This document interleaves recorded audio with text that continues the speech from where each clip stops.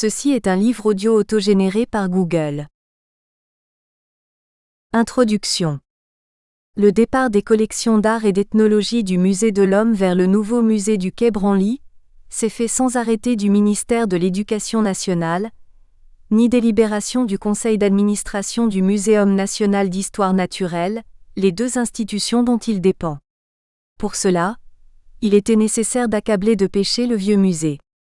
Le Musée de l'Homme serait fils du colonialisme, il mépriserait les arts traditionnels, déclaré premier.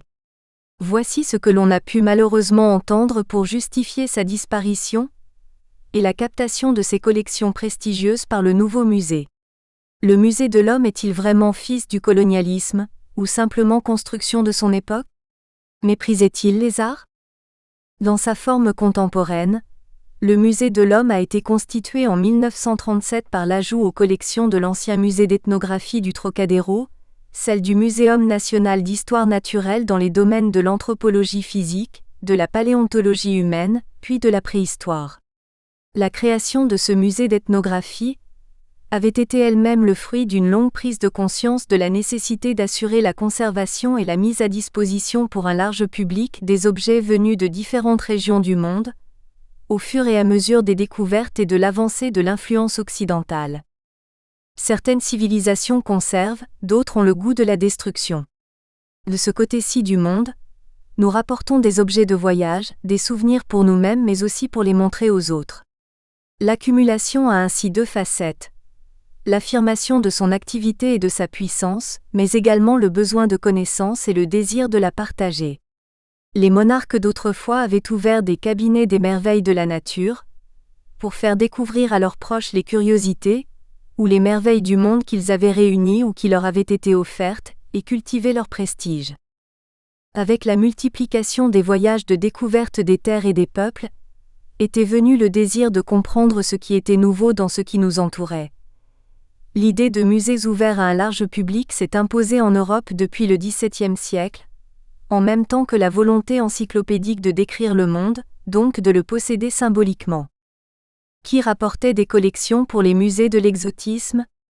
Des amateurs, des militaires, des administrateurs, des ecclésiastiques, des naturalistes, qui transmettaient ce qu'ils avaient remarqué durant leur voyage outre-mer, sans avoir eu le temps de les étudier. Ce pouvaient être des objets ordinaires, utilitaires, accessibles à tous, ou des pièces plus secrètes commandées spécialement et destinées à une partie de la société, des dirigeants ou des religieux. La création en 1925, au sein du musée d'ethnographie du Trocadéro, de l'Institut d'ethnologie a été pensée pour former des chercheurs professionnels, qui étudieraient les sociétés, mais aussi qui choisiraient ce qu'il fallait pour exprimer ces sociétés aux yeux du public.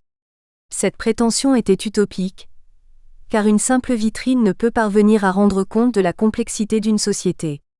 Mais l'intention était louable, on voulait ne plus réduire les autres à une facette, à un préjugé. Ce mouvement a duré le temps des missions outre-mer, qui combinaient recherche ethnologique et souci d'enrichir le musée pour développer la connaissance. L'esprit n'est maintenant plus le même au Quai Branly, contempler suffit. Prélude. Le voyage des objets. Depuis toujours, princes et rois s'échangent des objets précieux, que ce soit pour montrer leur puissance ou pour établir des alliances. De leur côté, les peuples soumis envoyaient comme tribut et reconnaissance de l'autorité supérieure, objets précieux et objets de prestige, jade, chevaux, épices. Charlemagne 742-814, roi des Francs en 768, puis empereur d'Occident 800 à 814, a noué des relations diplomatiques avec Haroun al-Rachid, le calife abbasside de Bagdad, 766 à 809.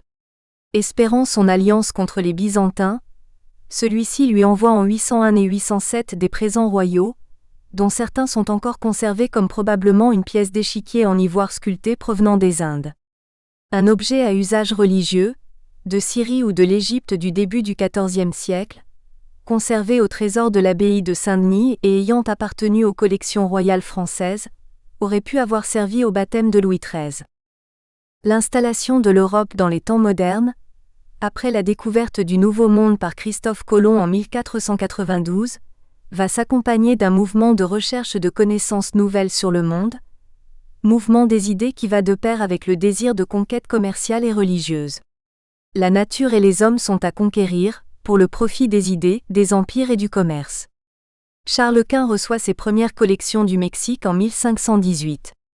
Cortés lui fait parvenir des cargaisons entières des œuvres d'un art vraiment prodigieux, raflées au Mexique. Collection royale, montrer sa puissance. Les Médicis, banquiers et marchands de Florence, avaient développé une tradition de collectionneurs et de mécènes. Laurent, dit le Magnifique 1449 à 1492, arrivé au pouvoir à 20 ans, protège les arts et ouvre un cabinet privé de curiosités, le Studio Logrande du Palais Médicis de la Via Larga. Dès le milieu du XVe siècle, Laurent de Médicis acquiert des porcelaines chinoises et des nacres. Ses successeurs s'entoureront de merveilles d'Asie, d'ivoire sculpté du royaume du Bénin après la découverte du Nigeria en 1486, puis d'objets d'art de l'Amérique précolombienne après 1492. Un masque de jade de Teotihuacan, un magnifique et très rare manteau de plumes du Brésil, des objets de la culture taïno des Antilles. François Ier de Médicis rassemble à partir de 1580 à la Galerie des Offices une collection de tableaux et de sculptures.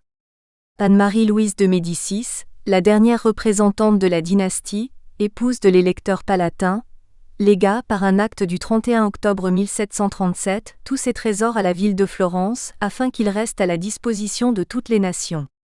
Ils sont exposés au Palazzo Vecchio, à la Galerie des Offices et au Palais Pitti. L'influence des Médicis sera bénéfique au roi de France. Catherine de Médicis, 1519 à 1589, épouse en 1533 le troisième fils de François Ier, futur Henri II, et deviendra reine de France en 1547, donnant naissance à 3 futurs monarques, François II, Charles IX et Henri III. Le second, Charles IX, roi de 1560 à 1574, installe un cabinet des médailles en son palais du Louvre pour conserver les collections naissantes et crée une charge de garde des médailles et antiques du roi. Après Louis XII, 1462 à 1515, François Ier 1494 à 1547, collectionne en son château de Fontainebleau les peintures des artistes florentins, romains et flamands, et en accumule dans son cabinet des peintures. Il utilise son goût César pour étendre son pouvoir. Il persuade Léonard de Vinci de venir résider en sa résidence d'Amboise, de 1515 à 1519. Ailleurs en Europe, sont constituées également des collections princières. Philippe II d'Espagne 1527 à 159, fils de Charles Quint, Rodolphe II, empereur germanique de 1576 à 1611, Nicolas II Esterházy, 1785 à 1833, à Budapest, Auguste de Saxe, duc de Bavière. Les princes de Liechtenstein se constituent à Vienne une collection de tableaux et d'autres objets. Pierre Ier le Grand, 1672 à 1725, fait rechercher en Hollande et en Italie des peintures pour décorer son nouveau palais d'hiver. En 1716, il réclamera du gouverneur de Sibérie l'envoi au Kremlin des objets en or, des pièces de monnaie et parures des sites que des paysans découvraient sous la terre en labourant les champs. Catherine II, 1729 à 1796, continuera les achats de toiles, comme Alexandre Ier qui ouvrit le musée de l'Ermitage au public en 1805. Dès le début du règne de François Ier, en 1515, l'intérêt pour l'Orient se développe en France, essentiellement d'abord pour des raisons politiques. En 1536, le roi mandate Guillaume Postel pour recueillir des manuscrits antiques et musulmans conservés à la Bibliothèque royale. De par son mariage en 1600 avec Marie de Médicis, 1573 à 1642, nièce du grand-duc de Toscane Ferdinand Ier 1549 à 1609, Henri IV, 1553 à 1610, roi des apostrophes, à bord de Navarre puis de France de 1589 à 1610, sera sensibilisé aux arts et développera les collections royales. Il répondra aux sollicitations des souverains ottomans et passera en 1604 un traité avec le sultan Ahmat, empereur des Turcs. Un premier livre en turc sera imprimé en 1615 à l'imprimerie des langues orientales, arabique, turquesque, persique, grâce au caractère rapporté l'année précédente au Collège des Lombards par Savary de Brève, seigneur de Brève, intermédiaire pour la rédaction du traité, ambassadeur de France à Constantinople et à Rome. En 1616, de Thou, garde de la bibliothèque du roi, demande à l'ambassadeur de France, Harlay de Sancy, de lui envoyer des manuscrits turcs. Dès le tout début du XVIIe siècle, des ambassadeurs avaient acheté pour leur usage privé des manuscrits à Constantinople. L'intérêt pour les œuvres anciennes va de pair avec le souci du développement de l'économie nationale. Les traités conclus avec l'Empire ottoman assurent à la France des avantages commerciaux considérables.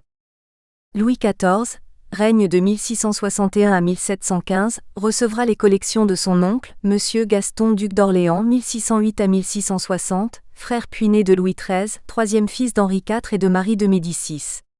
Son cabinet, considéré comme le plus riche d'Europe en collections rares, sera transféré au Louvre, puis à la Bibliothèque royale, rue Vivienne, en 1667, et en partie transporté à Versailles en 1684. Les collections princières.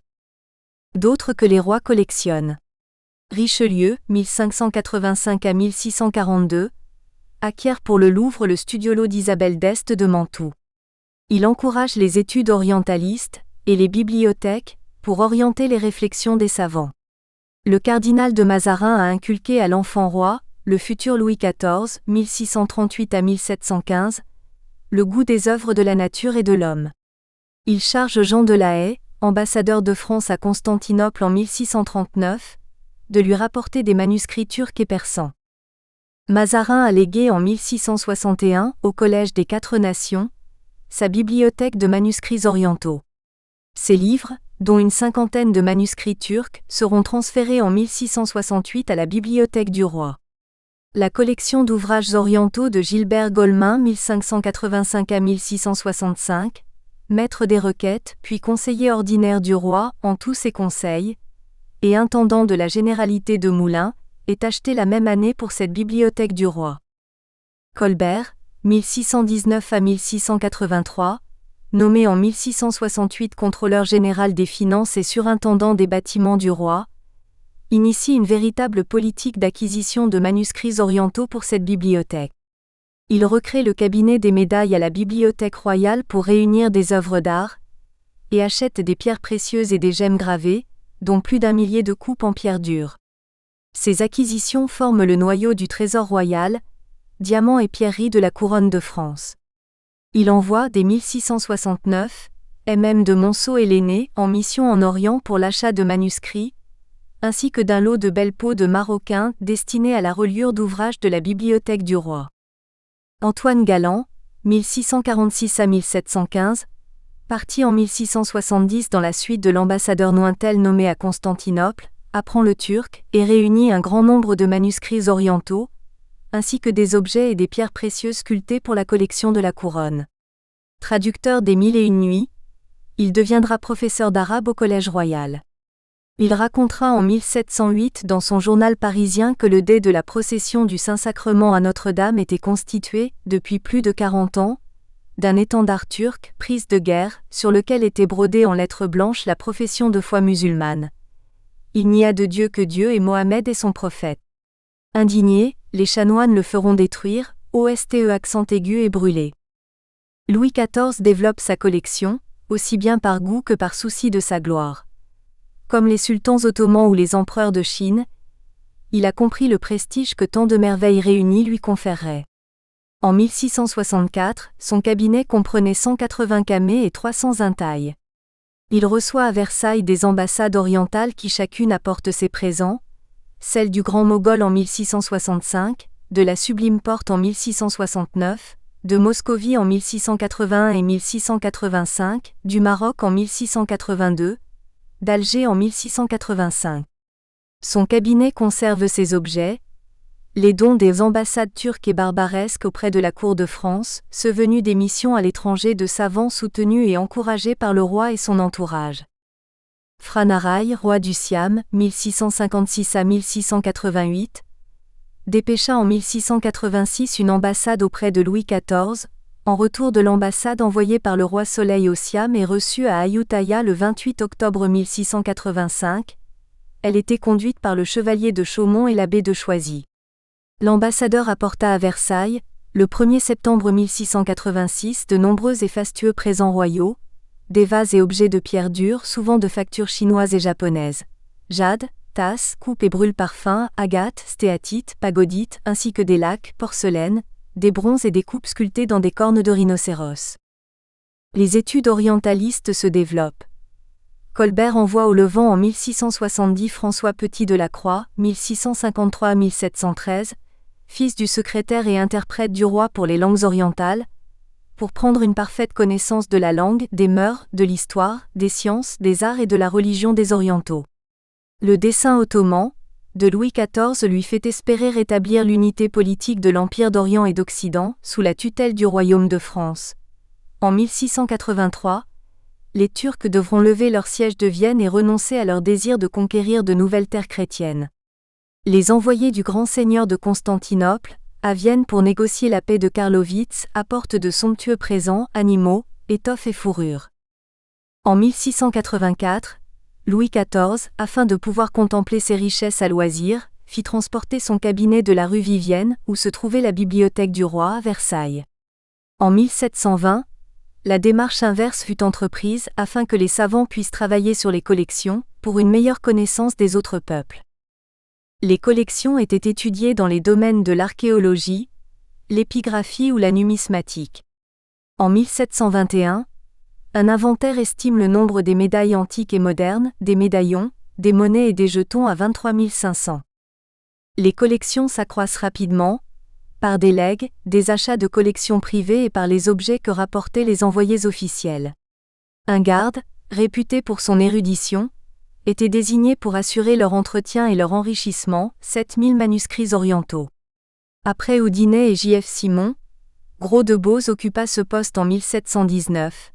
Lui succéda en 1754 Barthélemy, auteur célèbre du voyage du jeune Anacharsis. L'Académie des inscriptions et belles-lettres joua également un rôle déterminant. Louis XVI règne de 1774 à 1792, n'hésitera pas à financer des fouilles au Pérou et au Chili pour enrichir le cabinet du roi d'objets archéologiques. Les collections rapportées par la mission de Joseph Dombey en 1785, déposées d'abord au cabinet des médailles et antiques du roi le 31 janvier 1786, seront transférées ensuite au musée d'ethnographie du Trocadéro et exposées pour son inauguration en 1878. Sous le règne de ce roi, un intérêt se manifestera pour les sciences géographiques en général. Le cabinet accroît ainsi sa collection d'objets ethnographiques, dont en 1776 des pièces venues de Russie, et le mobilier de la couronne, ou garde-meuble de la couronne, conserve des armes à la turque, ou de Damas, des tapis, étoffes et pièces de vêtements. Après 1789, Louis XVI avait obtenu que la collection des gemmes gravées de la couronne ne soit pas dispersée, mais déposée à la Bibliothèque nationale, avec les chefs-d'œuvre du Trésor de Saint-Denis et de la Sainte-Chapelle. Le Jardin royal de Paris. Des œuvres curieuses de la nature, aussi bien des animaux que des plantes, étaient collectionnées dans ces cabinets pour l'instruction des rois et de leurs proches.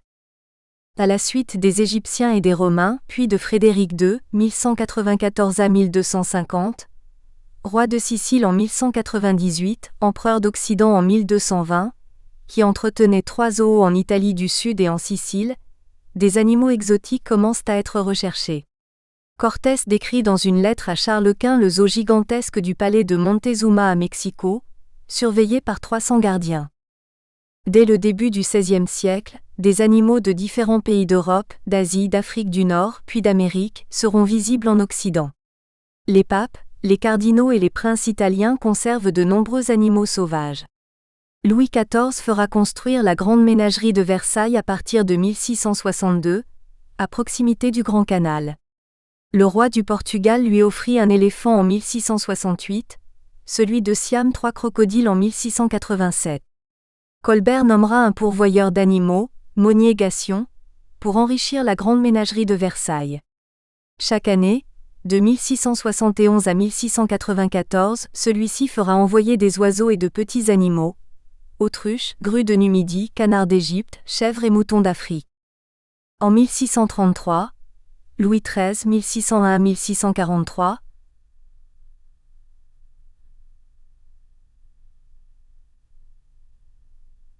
règne de 1610 à 1643, acheta aux héritiers de Daniel Voisin, greffier au Parlement, un château et un vaste terrain au faubourg Saint-Victor, à Paris, pour y fonder un jardin royal, à la demande de l'un de ses médecins ordinaires. Le botaniste Guy de la Brosse, 1586 à 1641, approuvé par Richelieu et par le premier médecin du roi, Jean Héroard. L'édit royal du 15 mai 1635 fonda ce jardin royal de Paris pour la démonstration des plantes médicinales. Par lettre patente, Guy de la Brosse en est nommé intendant. Dans le droguier du jardin du Roy, des gemmes précieuses, des sels, des pierres, des terres et des minerais sont rassemblés pour leurs vertus curatives supposées, à côté de pots à drogue et de plantes médicinales à l'usage des hôpitaux. Après 5 années de travaux et de plantations, le jardin est ouvert à tous en 1640. L'intendant et les 3 démonstrateurs, de botanique, chimie et anatomie, sont docteurs en médecine et l'enseignement, libre et gratuit, est d'abord destiné aux futurs médecins et apothicaires. Il n'est sanctionné par aucun diplôme, mais il est dispensé en français et non en latin comme jusque-là. Placé sous protection royale, le jardin échappe à l'autorité de la faculté de médecine de Paris, ce qui lui vaudra l'hostilité de celle-ci.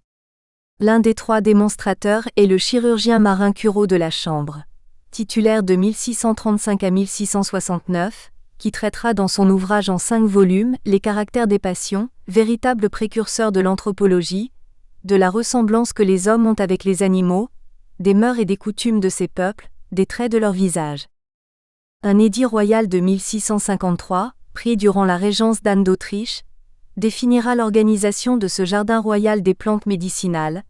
En 1671, une déclaration de Louis XIV complétera l'administration du jardin du roi. Petit-neveu de Guy de la Brosse, docteur en médecine de la faculté de Paris, Guy Crescent-Fagon, 1668 à 1718, qui enseigne la chimie et la botanique au Jardin royal de 1665, obtint en 1693 la charge de premier médecin du roi et l'année suivante la surintendance du Jardin royal. Il encourage des voyages d'études dans les pays lointains, Charles Plumier aux Antilles et en Amérique, le père Feuillet à la Martinique, Joseph Piton de Tournefort au Levant, le frère Lippier en Égypte. Il favorise l'acclimatation de plantes tropicales et soigne avec du quinquina le paludisme de Louis XIV. Dès le début du XVIIe siècle, l'on fera venir en Europe des graines et plantes de pays étrangers pour les acclimater en ce jardin royal. Piton de Tournefort, 1656 à 1708, professeur de botanique au Jardin du Roi, l'un des pères de la botanique en France, se voit confier par Louis XIV en 1700 une mission d'exploration en Asie mineure, 1700 à 1702, au moment où il publie une édition latine de ses célèbres éléments de botanique. Sa relation d'un voyage du Levant, 1717, cite un grand nombre de plantes nouvelles déterminées lors de son voyage. Son herbier d'Orient comportera 1400 espèces. Il lèguera au Jardin du Roi son cabinet personnel. Des collections de minéraux achetés en Grèce et en Turquie, des plantes, des coquillages, des habillements, des armes, des instruments de nations éloignées, selon l'éloge qu'en fit à l'époque Bernard Le Rovier de Fontenelle, 1657-1757, écrivain et astronome. Le premier plan de café, introduit de Constantinople en 1664, sera planté au jardin en 1714 par Antoine de Jussieu, 1686 à 1758.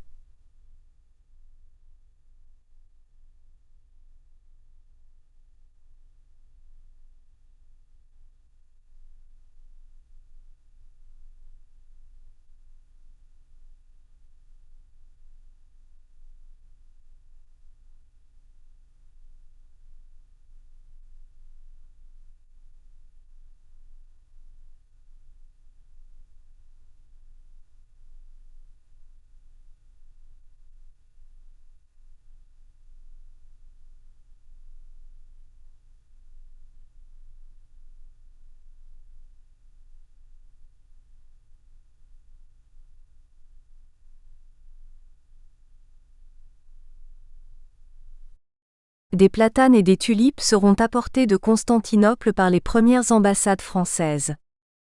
Le 31 mars 1718, par déclaration royale de Louis XV, roi de 1715 à 1774, la charge de premier médecin du roi est séparée de la surintendance du jardin. En 1734, Bernard de Jussieu, 1699 à 1777, fondateur de la faculté de médecine et de pharmacie de Bordeaux, rapporte d'un voyage en Angleterre 2 plants de cèdre du Liban. Jussieu en plante un sur la pente du labyrinthe du Jardin du Roi, où il est toujours en place. Le second est envoyé à Noisy-le-Roi. En 1747, Jussieu installe dans le parc du château de Versailles un séphora du Japon, dont les graines lui avaient été envoyées par un missionnaire en Chine. Cet arbre est encore présent dans ce qui est maintenant l'arboretum de Chevreloup. Le cabinet des antiques. Les rois se soucièrent de faire venir des contrées lointaines nouvellement découvertes, des preuves de l'activité créatrice des hommes. Le mouvement commence en France avec la Renaissance.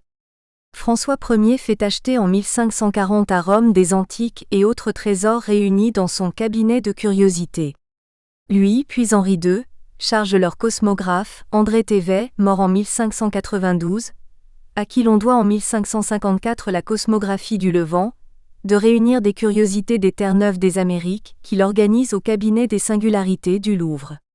Les pièces les plus remarquables sont celles rapportées du Brésil, et spécialement de chez les Indiens Tupinamba, dont le fameux manteau de plumes, qui sera exposé en 1992 dans le cabinet de curiosités de la Salle des Amériques au Musée de l'Homme. En 1536, viennent s'y ajouter les collections rapportées par Jacques Cartier de son expédition au Canada de 1534 à 1536 pour rechercher la route du nord-ouest vers l'Inde.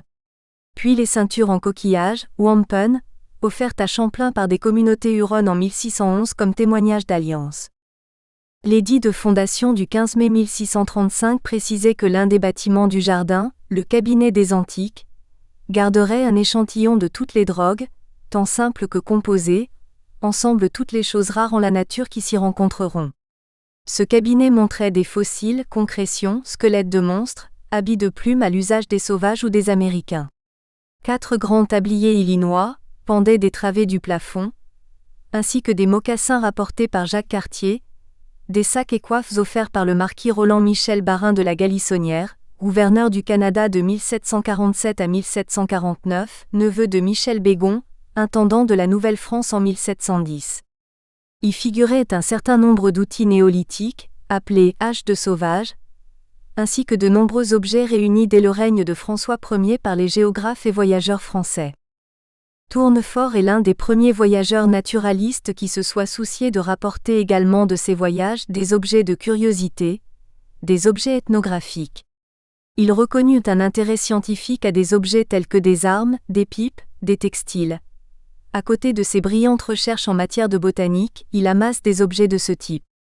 À la mort de Louis XIV en 1715, le droguier du roi contenait ainsi de nombreux trésors minéralogiques et des objets d'art orientaux, dont les vases en pierre offerts à Louis XIV et au grand dauphin par le roi Franaraï et l'ambassadeur de Siam.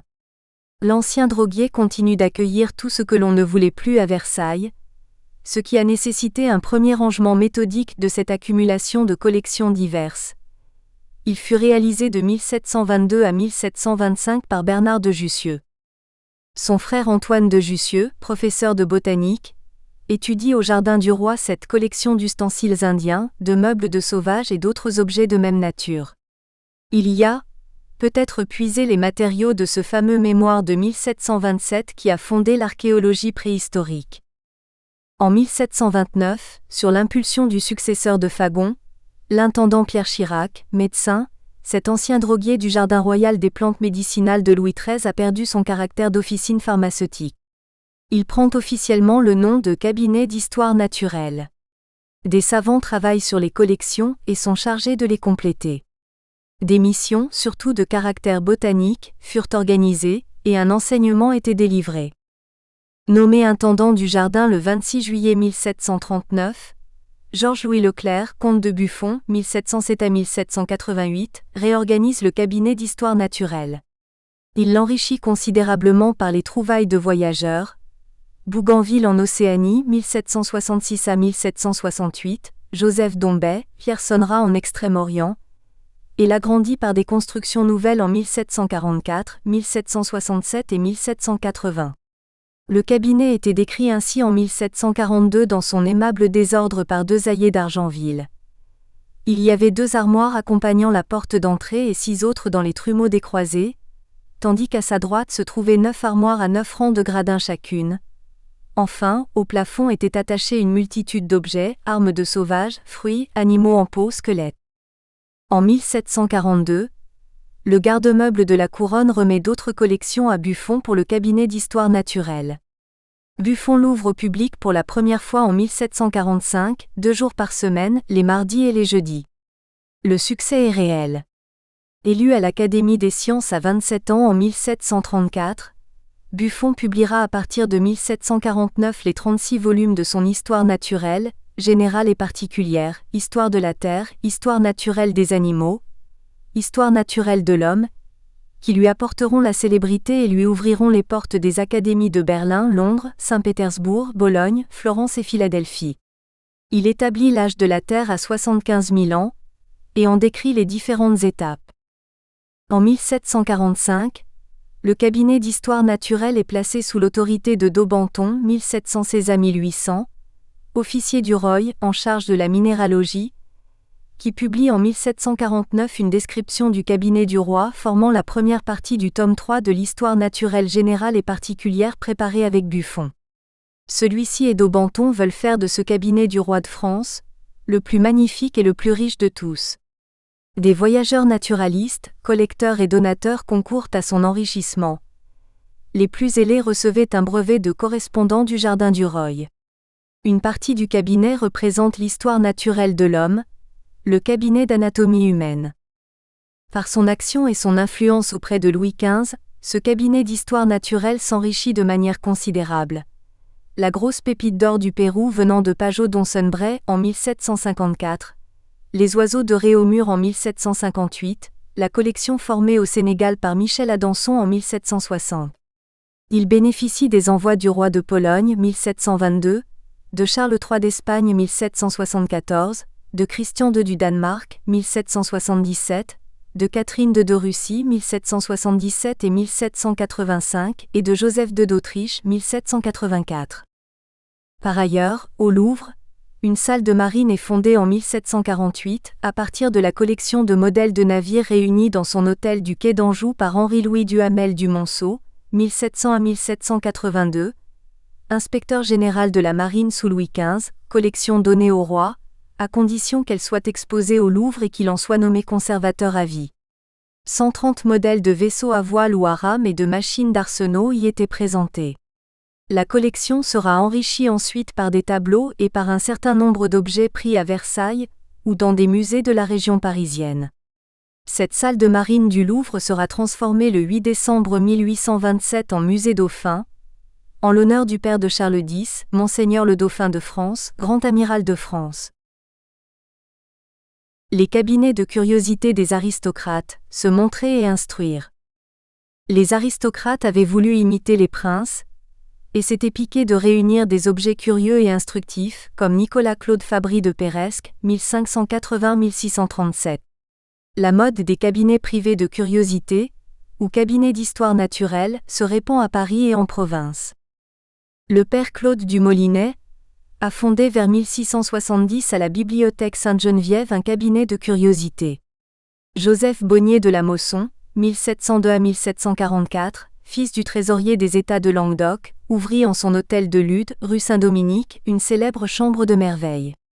Après sa mort, son cabinet des insectes et autres animaux desséchés fut acquis par Buffon en 1745 pour le cabinet du Jardin du Roi.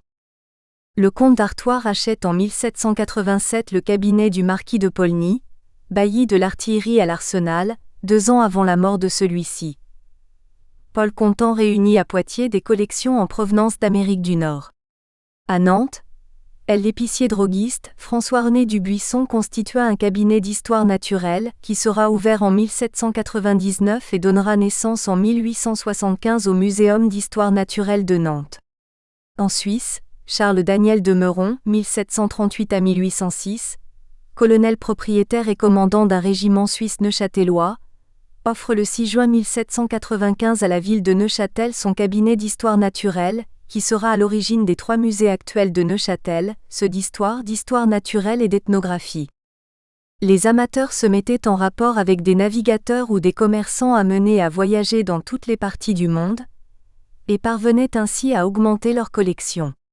Denis Fayolle, commis au Bureau des colonies d'Amérique, avait pu, par ses relations avec des navigateurs, recueillir de nombreux objets des Amériques pour son cabinet de curiosités. Ces collections seront rachetées par le marquis de Serrant, précepteur des enfants du comte d'Artois, 1757 à 1836, frère de Louis XVI et qui régnera sous le nom de Charles X de 1824 à 1830.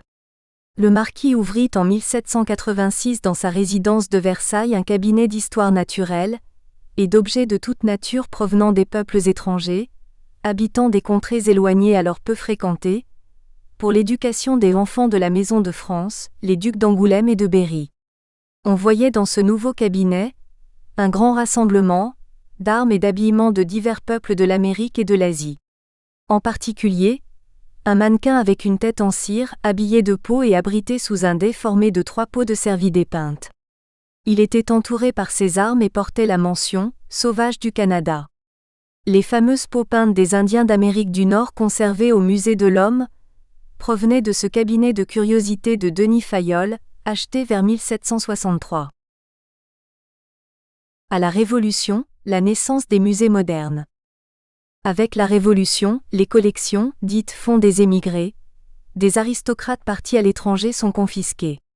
Les morceaux d'ethnographie, au nombre de plusieurs centaines, sont déposés dès 1793 par le Comité d'instruction publique de la Convention à la Bibliothèque Sainte-Geneviève, à l'ancienne Bibliothèque royale, devenue Bibliothèque nationale, à la Bibliothèque de l'Arsenal, créée en 1768 par le marquis de Paulmy, et au château de Saint-Germain-en-Laye. Le cabinet du comte d'Artois est cité dans l'inventaire de 1793 comme bien national. La confiscation des biens du clergé en octobre 1790 enrichit les collections du cabinet des antiques et médailles de la Bibliothèque nationale. Les 2 conservateurs proposent alors la création d'un musée qui raconte l'histoire de l'homme et de ses coutumes, en tout temps et en tout lieu. En 1791 avait été réalisé un inventaire des diamants de la couronne, SIC, mais en 1792 un vol important des joyaux de la couronne se produit au garde-meubles, où ils avaient été déposés. Le cabinet du marquis de Serrant est installé au musée d'histoire naturelle créé au château de Versailles, puis sera transféré à la fin du XIXe siècle au cabinet de curiosités et d'objets d'art de la Bibliothèque publique de Versailles. Le registre de réception des objets d'art et antiques trouvés chez les émigrés, établi peu après 1789, cite des objets de collection privée, qui devinrent biens nationaux et allèrent rejoindre les ex-collections royales. Cabinet d'Antoine Benoît, peintre ordinaire du roi, de Baudard de Saint-James, de Poissonnier, du duc de Chaulnes, de Bertin, du comte d'Angevilliers, Esclignac, de Duclos du Frénois, de Bévy, de Conti, de Chabert, de Brissac, de Choiseul-Gouffier, de M. Bonnier de la Mosson, de M. de Varennes de Béost, du duc de Blacas. Le cabinet de l'abbaye de Sainte-Geneviève, comme celui des religieux de la Charité, comportait également toutes sortes d'objets curieux. La Convention se préoccupera de créer des musées pour mettre à la disposition de tout ce qui était réservé jusqu'alors à un public limité. Le Muséum central des arts, ancêtre de l'actuel musée du Louvre, est créé au Louvre le 17 août 1793. Par contre, Danton y ferme pour inutilité nationale l'ancienne salle de marine. Le Conservatoire des arts et métiers est fondé par le décret du 10 octobre 1794 à la suite d'un discours de l'abbé Grégoire devant la Convention, comme dépôt de machines, modèles, outils, dessins, descriptions et livres dans tous les genres d'arts et métiers. Il réunit au prieuré de Saint-Martin-des-Champs les machines de l'ancien cabinet de Jacques Vaucanson de l'hôtel de Mortagne à Saint-Martin-des-Prés, ainsi que différents instruments scientifiques et machines devenus propriété de la nation, les montres et outils de l'horloger Berthoud, les instruments de physique de Charles. La Révolution installe également l'éphémère musée des monuments français d'Alexandre Lenoir, ouvert en 1795 mais fermé dès 1816. Il développait une vision diachronique de l'histoire de la France, avec des salles évoquant chacune une époque. Le musée de la Bastille avait été pillé lors de l'envahissement de l'Arsenal, le 14 juillet 1789. Les objets qui y furent trouvés furent transportés en 1798 au dépôt d'artillerie, puis, quand celui-ci fut détruit, au musée de l'armée, qui fit don de certaines pièces au musée d'ethnographie du Trocadéro en 1917. Le Muséum d'histoire naturelle. En 1777, l'un des 3 postes de démonstrateur du Jardin du Roy est divisé en chaire d'anatomie comparée et chaire d'anatomie humaine, renommée Histoire naturelle de l'homme, et occupé par Antoine Portal de 1777 à sa mort en 1832, à l'âge de 90 ans. Le décret de la Convention nationale du 10 juin 1793, l'an second de la République, rédigé par Joseph Lacanal, 1762 à 1845, réunit le Jardin national des plantes et le cabinet d'histoire naturelle, en un muséum d'histoire naturelle, qui comporte 12 chaires, dont 2 pour l'anatomie, l'une pour les hommes, l'autre pour les animaux. Le but principal de cet établissement serait l'enseignement public de l'histoire naturelle, pris dans toute son étendue, et appliqué particulièrement à l'avancement de l'agriculture, du commerce et des arts. En 1792, Bernardin de Saint-Pierre, successeur de Buffon comme intendant du jardin, avait demandé à la Convention la création d'une ménagerie au Jardin des plantes du Muséum, création entérinée par un arrêté du Comité de salut public en mai 1794. Conformément au décret de 1793, des milliers d'ouvrages et les collections de sciences naturelles et d'ethnographie saisies chez les émigrés sont déposés au nouveau muséum, ainsi que la collection des vélins du roi, en partie héritée par Louis XIV de son oncle Gaston d'Orléans, frère de Louis XIII, continuée depuis et conservée alors à la bibliothèque ci-devant royale. Le 4 Ventose de l'an 4, il était décidé que le choix de précieux objets conservés à la monnaie fut fait par le muséum avant tous autres établissements nationaux. Les citoyens d'Aubenton et Jussieu sont nommés commissaires pour choisir et recevoir cette collection. Objets de luxe et objets de connaissance. L'Assemblée des 12 professeurs administrateurs du muséum confirme le 4 prairial de l'an 4 que d'Aubenton, professeur de minéralogie, choisira, parmi les pierreries et les pierres fines de la caisse à 3 clés de la monnaie déjà mise à part pour le muséum d'histoire naturelle, celles qui en seraient nécessaires pour l'instruction publique et en séparerait celles qui ne sont que des objets de luxe. Le comité révolutionnaire, inspiré par Lacanal, distingue donc déjà parmi les collections de la couronne, celles qui sont des objets de luxe de celles qui ont une valeur scientifique ou qui peuvent servir à l'instruction publique. Les collections continuent de s'entasser au cabinet d'histoire naturelle du Jardin des plantes. Par décret du 26 mai 1796, le muséum devient dépositaire de l'ancien cabinet du prince Louis-Joseph de Condé, 1736 à 1818, à Chantilly, qui avait émigré en 1792 pour former à Coblence l'armée du Rhin. Son cabinet contenait une importante collection d'armes, dont des massues océaniennes. Le 16 septembre 1796, André Thoin, 1747 à 1824, est nommé par Buffon en 1764, à 17 ans, jardinier en chef du Jardin des plantes, puis professeur des agricultures et culture des jardins, des arbres fruitiers et des bois, par le décret de la Convention du 10 juin 1793. Il fait transférer au cabinet des antiques de la Bibliothèque nationale, ex-bibliothèque du roi, les médailles, les curiosités et les objets témoins, des mœurs et des usages des différents peuples, c'est-à-dire les objets anciens d'ethnographie qui ne lui convenaient pas. Après 1796, le comité de salut public fait dresser un inventaire des pièces déposées au cabinet des antiques. Ces objets anciens abandonnés seront donnés en 1878 au musée d'ethnographie du Trocadéro.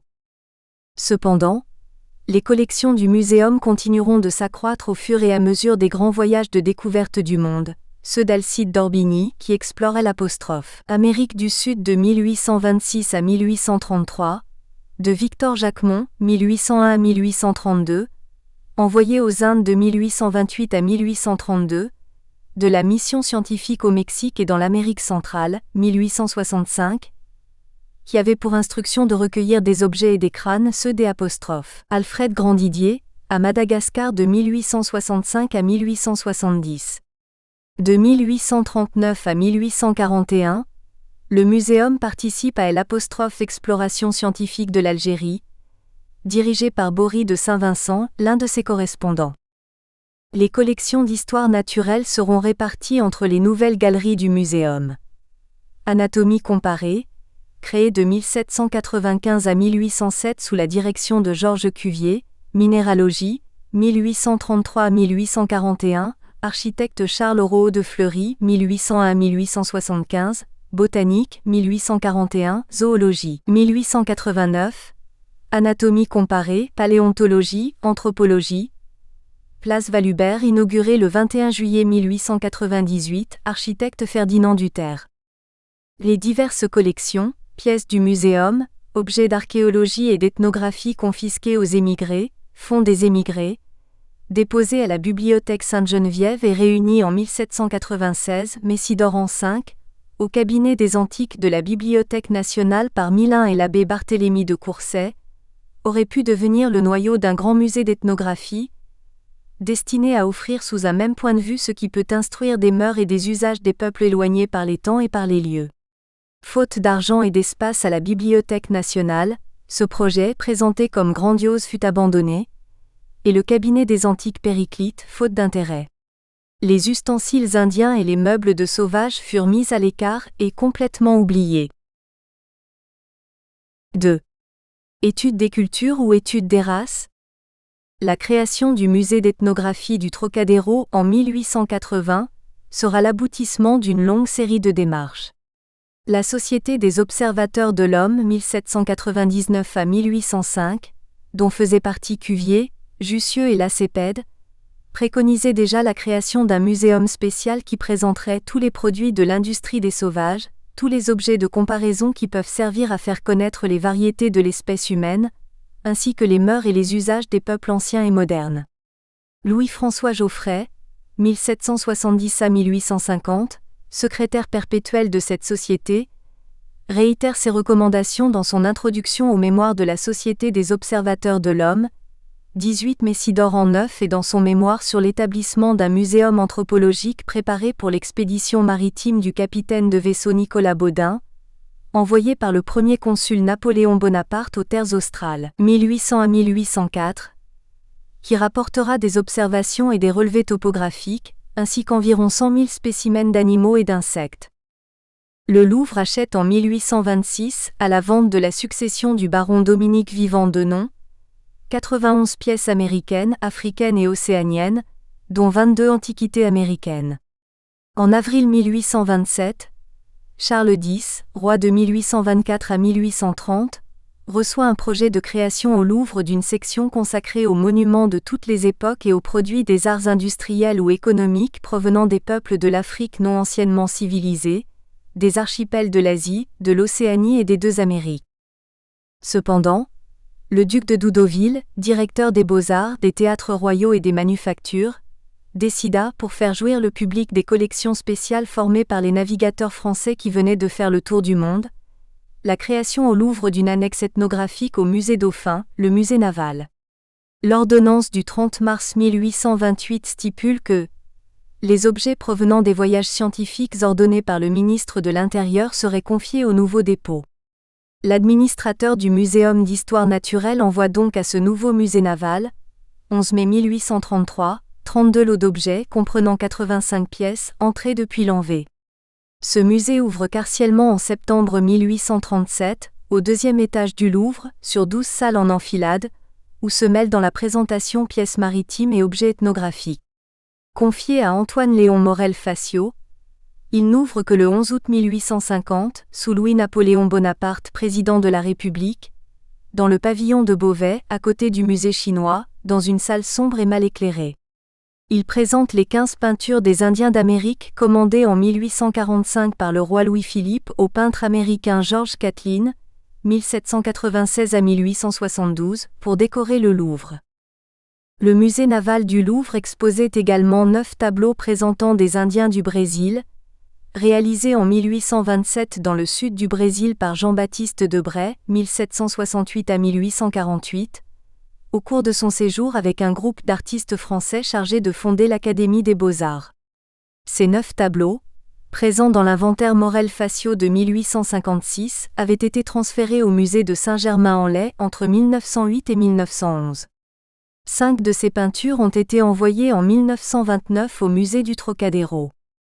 Edmé François Jomard, 1777 à 1862, ingénieur géographe de l'expédition d'Égypte, mai 1798 au septembre 1801, fondateur de la Société de géographie en 1821, la plus ancienne société de géographie dans le monde, est chargé en 1828 d'. Un nouveau département de la Bibliothèque royale, le dépôt de géographie, futur département des cartes et plans. Il entreprit d'y réunir les produits des arts et de l'industrie des peuples sauvages. Après la Révolution de 1830 et l'avènement de Louis-Philippe, roi d'août 1830 à février 1848, il adresse plusieurs mémoires au nouveau gouvernement pour proposer la création d'un musée d'ethnographie, à dénommer Musée de la géographie et des voyages. Le dernier de ces mémoires, présenté le 14 avril 1831 au ministre des Travaux publics, alors chargé de la direction des sciences et des lettres, fut renvoyé à une commission présidée par Georges Dagobert Cuvier 1769 à 1832, professeur d'anatomie des animaux au Muséum de 1802 à 1832 qui était prononcé en faveur des idées de Jomard en 1818. En décembre 1831, la commission vint proposer par l'organe d'Abel Rémusat, conformément au projet Jomard, d'établir à Paris un dépôt ethnographique, de le placer à la Bibliothèque royale, d'y réunir tous les objets susceptibles d'en faire partie et qui se trouvent dans d'autres établissements.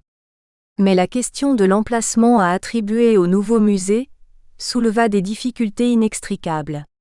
La commission, dans son mémoire de 1831, s'appuyait sur l'existence de musées analogues à Saint-Pétersbourg, Ermitage 1769 à 1851, à Berlin, à Weimar, à Göttingen. La Société de géographie appuyait l'idée. Présentations ethnographiques.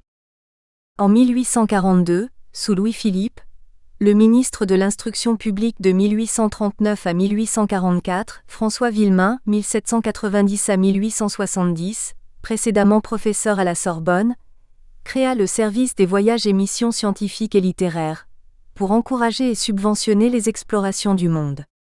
Une revue, Archives des missions scientifiques et littéraires, publiera les rapports des bénéficiaires de ces missions, de 1850 à 1927.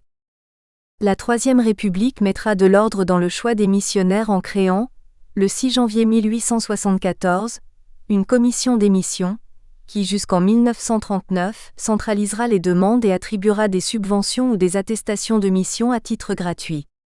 La moitié des missions accordées se fera sans subvention, la lettre obtenue permettant aux voyageurs de solliciter l'aide des ambassades françaises à l'étranger. La commission se réunit 1 ou 2 fois par an, et attribue également les crédits pour les fouilles archéologiques à l'étranger. Le 26 mai 1850, à l'initiative du prince Louis-Napoléon, qui était intéressé par l'archéologie, avait été ouverte au Louvre une autre salle regroupant les objets d'archéologie précolombienne, le musée américain, sous la responsabilité de Henri-Adrien Prévost de Lomperrier, 1816 à 1882, déjà conservateur des antiques du Louvre depuis 1848.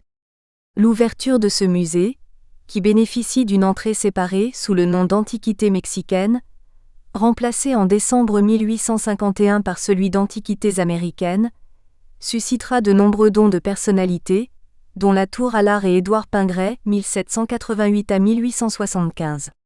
Avant la fin de l'année, ce musée américain qui ne semble pas être une priorité du Louvre, est déménagé au moins 4 fois et ouvert épisodiquement. La proclamation de l'Empire, le 7 novembre 1852, ne change rien changé.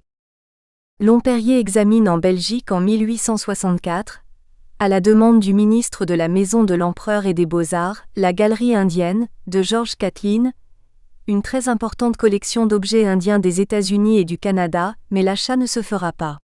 Le Congrès des États-Unis refusera également en 1870 d'acquérir cette collection historique. Ce musée des antiquités américaines sera fermé après la chute de Napoléon III et le siège de Paris par les Prussiens en 1870, laissé dans un vestibule où le public ne pouvait plus le voir. Dès 1877, le transfert des pièces de ce musée est demandé. En 1887, ses collections transférées au musée d'ethnographie du Trocadéro. L'annexe ethnographique du musée naval du Louvre ne connaîtra pas un sort meilleur, bien qu'elle représente seule à Paris l'ethnographie tout entière. On laissera perdre ou exporter les collections les plus précieuses pour l'étude des peuples étrangers, et les établissements fondés au dehors s'enrichiront à nos dépens et répandront partout ailleurs qu'en France le goût et la connaissance d'une science des plus utiles, que notre pays ignore encore presque complètement aujourd'hui. Par décret du 8 mars 1862, Napoléon III a par contre fondé le musée des antiquités celtiques et gallo-romaines au château de Saint-Germain-en-Laye édifié par François Ier à partir de 1539.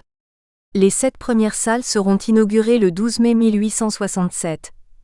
Il récupère dans la salle consacrée à l'ethnographie une partie des collections du musée naval du Louvre. L'exposition permanente des colonies. Une première exposition permanente des colonies, à vocation résolument utilitaire, est ouverte à Paris après l'exposition universelle de 1855. L'initiative est prise par le ministère de la Marine et des Colonies, qui installe l'exposition dans les bâtiments du ministère, rue Saint-Florentin. Le propos est de vulgariser la connaissance de nos diverses colonies et de favoriser le développement de leurs importations dans la mère patrie. Inaugurée en 1858, elle présente des échantillons de différents produits des établissements d'outre-mer, agrémentés d'une petite collection d'objets ethnographiques issus de l'exposition universelle. L'exposition s'articule autour de 6 salles offrant au regard pépites d'or de la Guyane, liqueurs, épices et fruits confits de Tahiti, ivoire et fourrure, mais aussi des curiosités comme des oiseaux, coquilles, coiffures et colliers, bracelets en graines d'acacia de la Martinique, poteries, bijoux, encadrés d'armes agencées en panoplie. En 1859, l'exposition s'installe au Palais de l'Industrie, situé aux Champs-Élysées. La construction de ce palais avait été décidée par Napoléon III, sur le modèle du Crystal Palace de Paxton à Londres, première exposition universelle, 1851, à l'occasion de l'exposition universelle de Paris de 1855. Il sera détruit pour l'exposition de 1900. L'exposition permanente des colonies est complétée par un laboratoire d'analyse, chargé d'étudier les compositions chimiques des produits coloniaux, et par une bibliothèque constituant un fonds documentaire important accessible au public. En 1887, s'y ajoutera un bureau de renseignement. Son objectif est de fournir aux colons toutes les indications qui leur sont utiles sur les ressources de chacune de nos colonies, sur les débouchés qu'elles peuvent offrir au commerce et à l'industrie de la métropole, sur les moyens de transport et les prix du fret, et d'une manière générale sur toutes les questions intéressant les transactions entre les colonies et la métropole. Les collections ethnographiques constituent en contrepoint une sorte d'initiation générale et de divertissement agréable. L'exposition n'a pas pour but d'initier le futur ethnologue, mais bien d'informer le futur colon. La première section comprend les produits naturels et ceux fabriqués dans les possessions d'outre-mer. La seconde regroupe des produits de l'industrie métropolitaine réalisés avec des matières premières venues des colonies. L'artisanat tient une place importante. Objets de mobilier, tissus et vêtements, outillages et produits alimentaires. En 1899, cette exposition du Palais de l'Industrie sera remplacée par un office colonial, avec une partie des anciennes présentations. Il est chargé de 1. Centraliser et de mettre à disposition du public les renseignements de toute nature concernant l'agriculture, le commerce et l'industrie des colonies françaises. 2. Assurer le fonctionnement d'une exposition permanente du commerce colonial. En 1902, l'office s'installera sous les arcades du Palais Royal, 34 Galerie d'Orléans. Il se compose d'une section de la colonisation, d'une autre du commerce, du musée commercial, du service des expositions et transports, du service de la statistique, de la bibliothèque et du bureau des ventes. Ces organisateurs privilégient la présentation des spécimens et échantillons commerciaux, considérant les collections ethnographiques comme un cours permanent de colonisation, une leçon de choses coloniales. L'office sera transformé en 1919 en une agence générale des colonies. Le musée colonial supprimé, la majeure partie des pièces est déposée au musée de Philadelphie, où se trouve une académie active. L'agence finira par être dissoute le 14 novembre 1953. À l'occasion de la nouvelle exposition universelle de 1867 à Paris, sera ouverte une section exposition historique du travail, qui présente des indigènes en costume exerçant leur métier traditionnel sous les yeux du public. De son côté, le musée de l'artillerie, construit pour Louis XIV et installé en 1874 à l'Hôtel des Invalides, ouvrit dès 1878 une galerie ethnographique, salle Bougainville, avec une collection d'environ 78 mannequins en costume et en armes représentant différents types de races sauvages. Les visages en plâtre coloré des guerriers avaient été exécutés d'après des crânes conservés au muséum. Paris est en retard. Mais Paris est en retard par rapport aux autres capitales européennes dans la reconnaissance de l'intérêt des collections ethnographiques représentatives des peuples du monde. Au XVIIe siècle, un jésuite, le R.P. Athanasius Kircher, 1602 à 1680, avait fondé à Rome un musée, l'actuel musée Pigorini, qui présentait une importante collection ethnographique. À Londres, se crée le British Museum en 1753 et l'India Museum. À Copenhague, le musée du Palais, ouvert au public au début du XIXe siècle, s'est créé à partir des collections royales et des cabinets d'art constitués depuis le XVIIe siècle.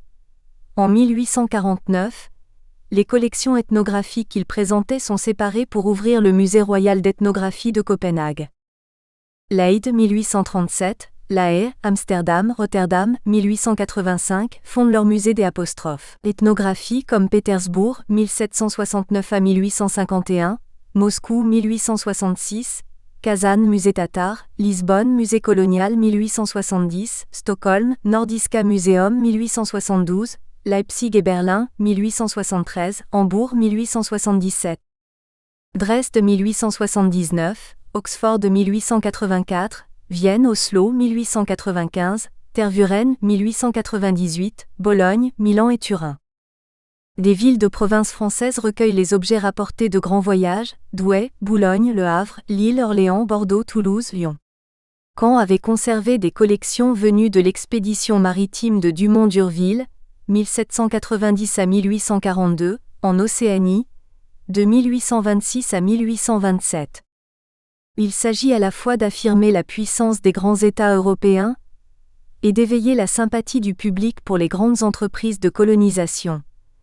Le mouvement de découverte s'accompagne d'une montée de la curiosité envers les peuples nouvellement découverts, dont on se demande encore parfois s'ils sont réellement êtres humains ou sauvages. Les premières études portent plus sur la constitution physique des humains que sur leur système de pensée.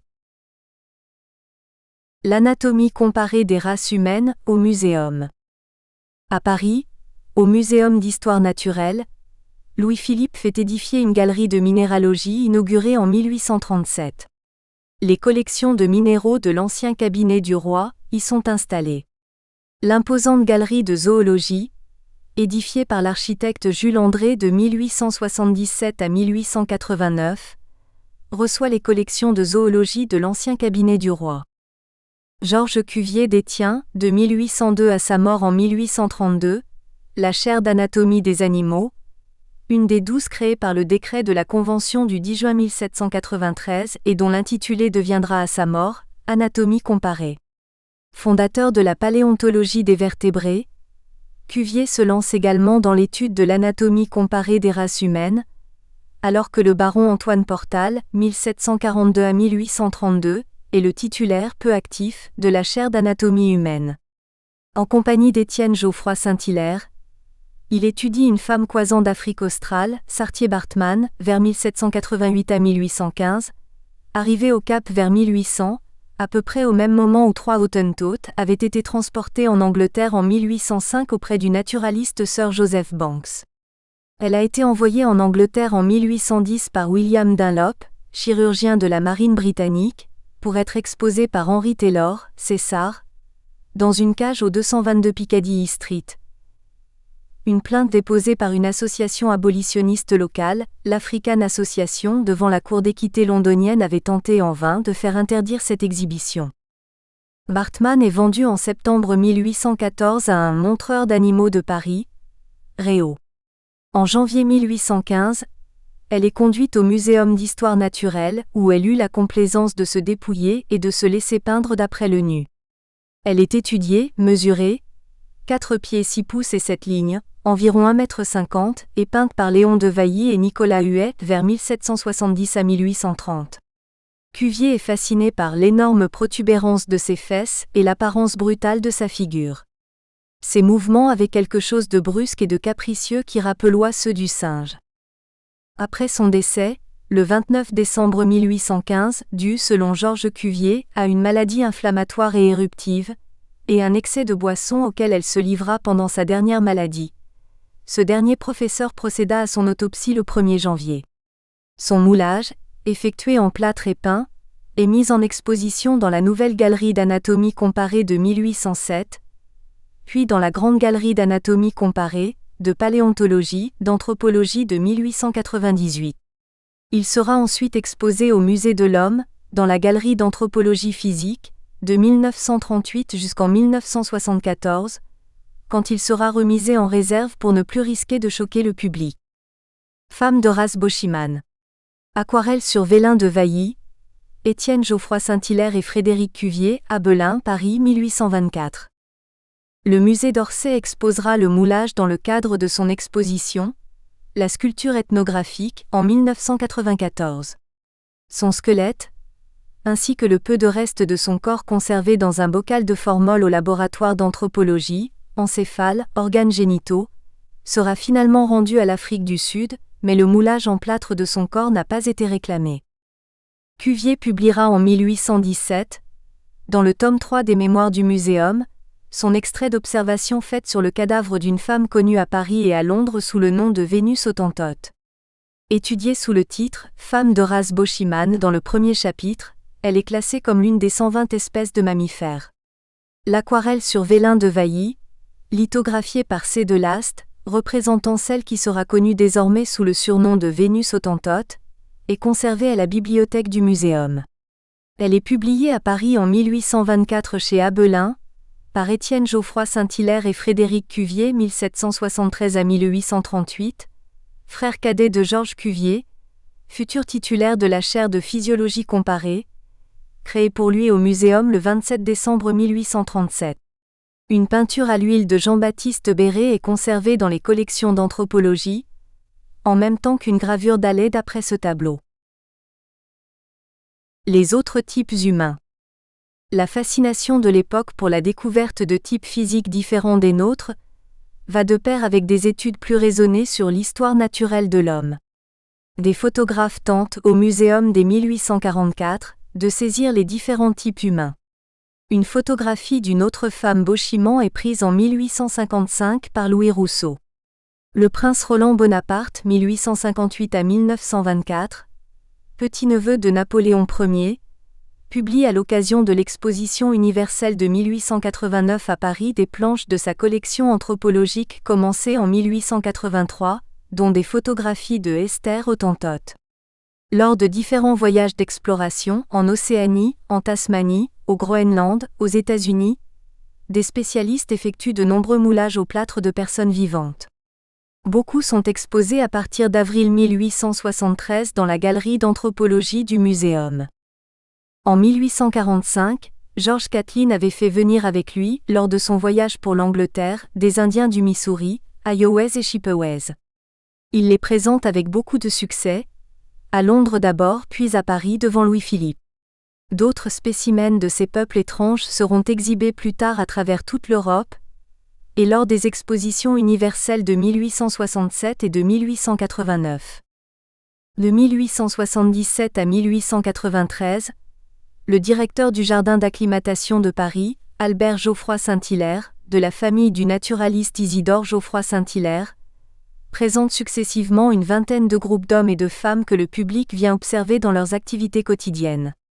Il fait ainsi venir 14 Nubiens en 1877, en même temps que des Gauchos et des Esquimaux, des Lapons en 1879, des Fugiens en 1881, des Indiens Galibi en 1882, des Indiens Omaha, des Kalinas de Guyane et des Kalmouks en 1883, des Ashantis 1887, des Hottentotes en 1888, des Somalis 1890 et des Caraïbes, des Antilles 1892. Les médecins de la Société d'anthropologie de Paris, fondée en 1859 par Paul Broca, 1824 à 1880, avec comme programme l'étude scientifique des races humaines, considérées comme fixes et non évolutives, viennent les observer et les mesurer. Au-delà de la simple curiosité, quelquefois morbide ou malsaine devant des indigènes s'activant devant le public, déplacés de leur milieu, la justification de ces présentations est de faire connaître les diverses races de l'humanité actuelle, de montrer que leurs caractéristiques intellectuelles et sociales ne sont pas moins diverses que leur caractère physique. Les bustes de Cordier. Le 8 octobre 1851, l'État passe commande pour la galerie d'anthropologie du Muséum de la réplique de 2 sculptures de bronze de Charles-Henri-Joseph Cordier, 1827 à 1905, Saïd Abdallah, un Soudanais, sculpté en 1848 et présenté au Salon de 1848 à Paris, numéro 4676, et une négresse des Côtes d'Afrique, achetée par la reine Victoria, à l'exposition universelle de 1851 à Londres. Cordier se consacre alors à la création d'une galerie de sculptures anthropologiques, des principaux types humains, dans les salles d'anatomie comparées au muséum. Constant Duméryl, directeur du muséum pour 1852 et 1853, lui commande 2 autres bronzes argentés par galvanoplastie, un couple de Chinois mongols, présenté au salon de 1853, numéro 1280, puis à l'exposition universelle de 1855. En 1856, Cordier revient d'Algérie avec 12 bronzes ou marbres, présentés au salon de 1857. Cordier obtiendra en 1858 une seconde mission de la part de la direction des Beaux-Arts, cette fois pour l'Italie et la Grèce. Il y réalisa 23 modèles en plâtre qu'il souhaite pouvoir exposer dans un bâtiment de l'État, puis une 3e, en Égypte, en 1866. L'arrêté ministériel du 16 septembre 1863 décide le dépôt au Jardin des Plantes de 14 bustes de Cordier, en bronze ou en marbre. Le muséum avait inscrit en 1855 un crédit de 83 000 francs pour la construction d'une galerie anthropologique. Mais finalement c'est la galerie de zoologie qui a été édifiée. En 1939, les bronzes de Charles Cordier acquis par le muséum furent transférés au nouveau musée de l'Homme, en même temps que les autres bronzes et plâtres anthropologiques. Ils ont été conservés par le laboratoire d'anthropologie et exposés en 2007. 2 bustes d'hommes esquimaux, modelés d'après nature au jardin d'acclimatation en 1877, et présentés à l'exposition universelle de 1878 à Paris, seront donnés également au muséum par l'administration des Beaux-Arts. L'exposition anthropologique de Moscou présentera aussi en 1879 des types des différentes races humaines et de remarquables spécimens craniologiques et anatomiques. La chaire d'anthropologie au muséum.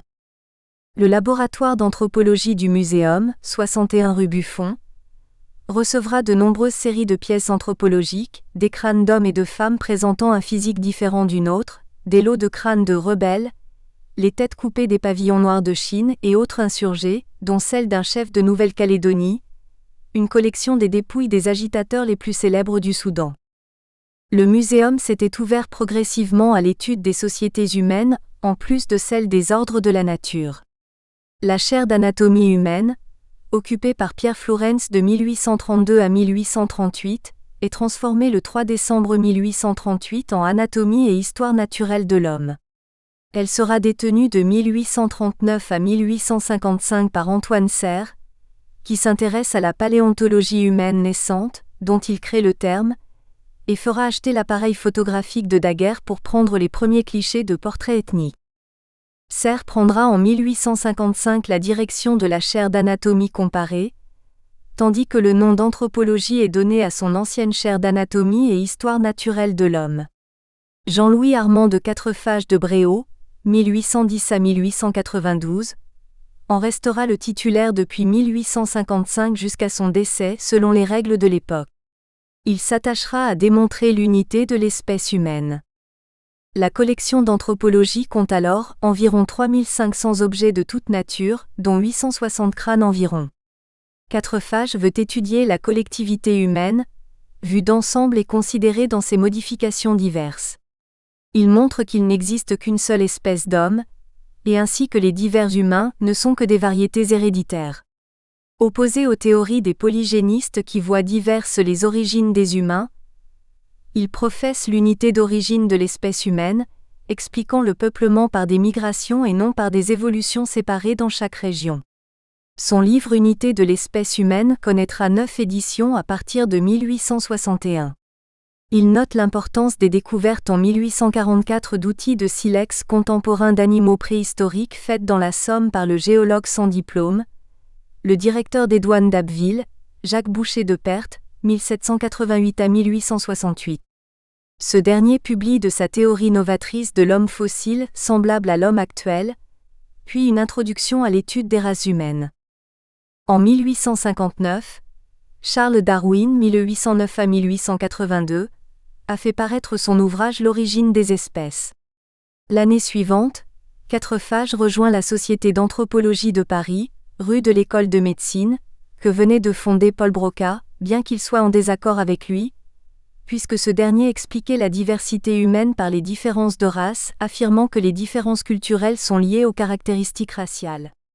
Il prépare aussi les... Nous espérons que vous avez apprécié cet aperçu. Pour continuer à écouter ce livre audio sur Google Play Livres, utilisez le lien dans la description de la vidéo.